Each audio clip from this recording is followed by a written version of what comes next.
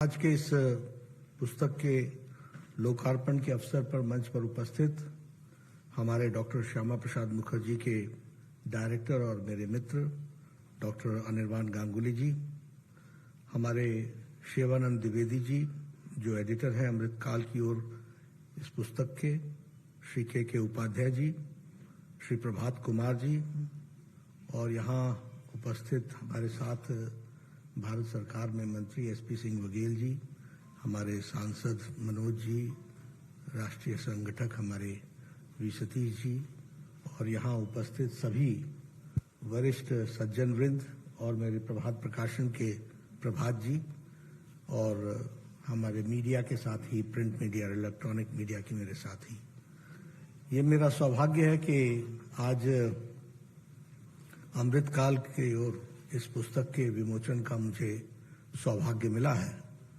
कुछ दिन पहले अनिर्बान गांगुली जी आए थे, उन्होंने मुझसे कहा था कि इस तरीके से ये पुस्तक लिखी गई है और इसमें हमारे विचारक, लेखक, स्तंभकार और जो रिसर्च करते हैं ऐसे हमारे जाने माने लोग, उन्होंने जो पिछले 9 साल में जो भारत में आदरणीय प्रधानमंत्री मोदी जी के नेतृत्व में जो कार्य हुए हैं उसके बारे में 21 लेखों में इसको उन्होंने समाहित किया है।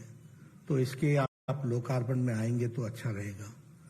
मैंने सहर्ष स्वीकार इसलिए किया क्योंकि यह मैं मानता हूं कि यह बहुत जरूरी है कि जिस तरीके से प्रधानमंत्री जी ने पिछले 9 सालों में देश को एक नई दिशा दी है और देश को की दशा में भी जिस तरीके से सुधार हुआ है और जिस गहराई के साथ आप सब लोगों ने उस पर मेहनत करके उसके विभिन्न बिंदुओं को रखने की कोशिश की है, उसमें मैं भी अपना योगदान करूं और जरूर इसका हिस्सा बनूं।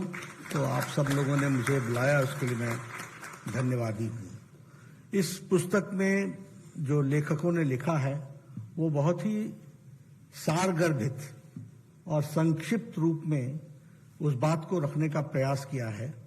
एक तरीके से मैं कहूं तो ये गागर में सागर है, क्योंकि 9 साल में जितने काम हुए हैं उन सब पर चर्चा करना तो जिसको कहते हैं ग्रंथ बन जाएगा, लेकिन आपने उसमें मुख्य बातों को निकाल करके सागर को गागर में भरने का प्रयास किया है। इसके लिए आप सब लोगों को मैं बधाई देता हूं जिन्होंने इस पर मेहनत की है। मुझे बताया गया कि राम बहादुर राय जी ने जब प्रजातंत्र को कैसे और प्रजातंत्र की भागीदारी के बारे में, मोदी जी के नेतृत्व के बारे में उन्होंने लिखा, तो उन्होंने 4 दिन तक कोई टेलीफोन भी नहीं लिया और सिर्फ इसी लेख को लिखने के लिए उन्होंने अपने आप को समर्पित किया।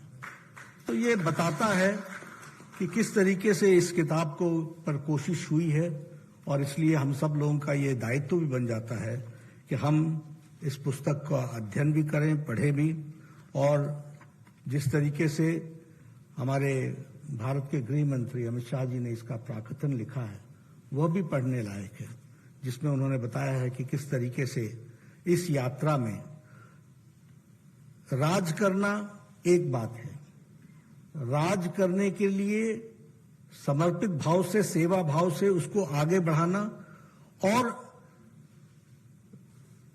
जिसे कहते हैं रूल करने के बेसिक प्रिंसिपल्स पर क्लैरिटी रहना और किसी उद्देश्य और फिलॉसफी के साथ देश को आगे ले जाना, इन बारीकियों को समझना बहुत जरूरी है, जिसको इस पुस्तक में समझाने का प्रयास हुआ है उसको हमको समझना चाहिए।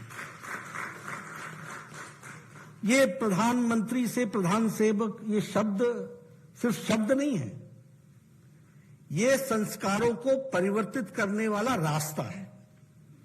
ये हमारे यहां की परंपराओं में नेतृत्व करने वाले की क्या समर्पण है।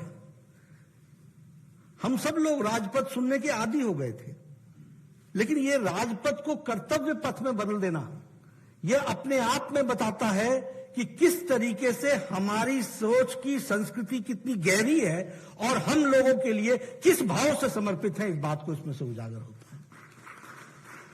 ये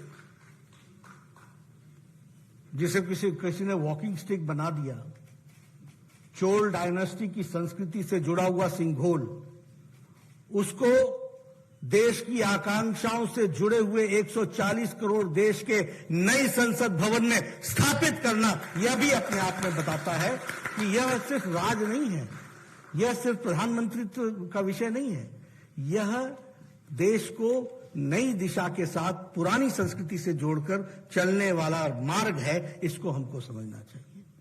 और वो सिंघोल किस बात का प्रतीक है? राष्ट्रीय एकता का प्रतीक है। वो सिंघोल किस बात का प्रतीक है? वो सेवा का प्रतीक है। वो सिंघोल किस बात का प्रतीक है?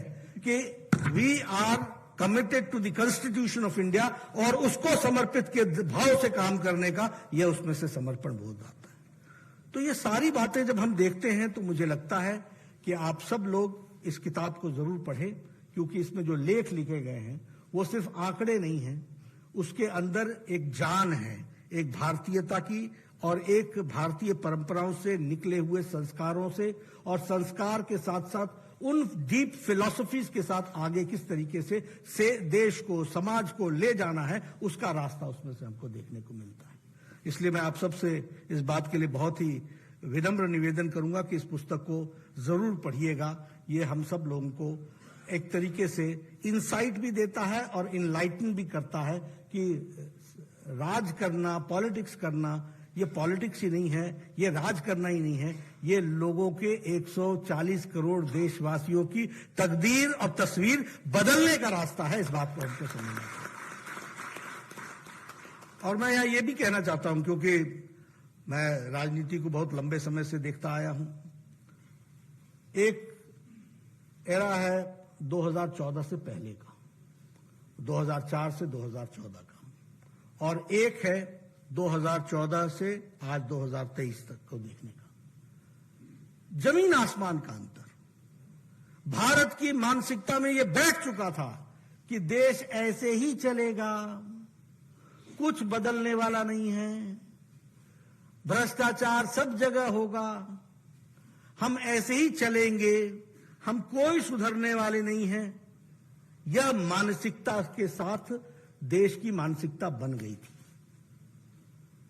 हमारी गिनती करप्ट स्टेट्स में गिनी जाती थी, देश को करप्ट नेशंस में गिना जाता था। आए दिन कोई न कोई फ्रॉड और एक स्कैंडल, एक स्कैम दूसरे स्कैम से आंकड़ों में एक लंबी छलांग लगा करके खड़ा दिखता था।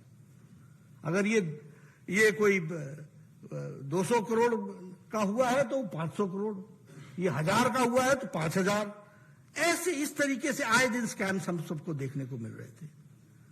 और नेतृत्व में पता नहीं चलता था नेता कहां है,